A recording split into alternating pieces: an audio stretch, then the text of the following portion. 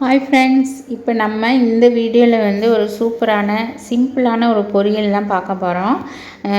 Cauliflower, carrot, beans போட்டு நம்ம பொரியல் எப்படி பண்ணுறதுன்னு பார்ப்போம்.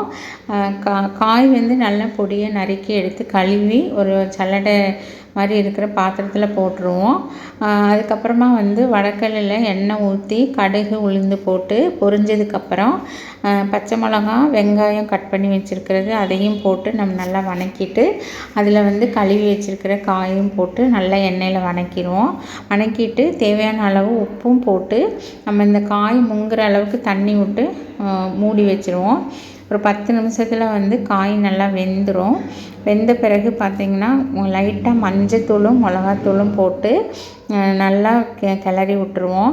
நல்லா வெந்து வரும்போது பார்த்திங்கன்னா கொஞ்சமாக இதில் துருவின தேங்காவையும் போட்டு நல்லா கிளறி விட்டுட்டோம்னா சூப்பரான பொரியல் தயாராகிடுச்சுங்க. அவசரத்துக்கு நம்ம இந்த மாதிரி பண்ணிக்கலாம், சூப்பராக இருக்கும். சின்ன குழந்தைங்களுக்கெல்லாம் வந்து ஸ்கூலுக்கு கொடுத்து விட்றதுக்கும் சூப்பராக இருக்குங்க. இந்த மாதிரி நீங்களும் ட்ரை பண்ணி பாருங்கள். மறக்காமல் சேனலை சப்ஸ்கிரைப் பண்ணிக்கோங்க ஃப்ரெண்ட்ஸ். தேங்க்யூ.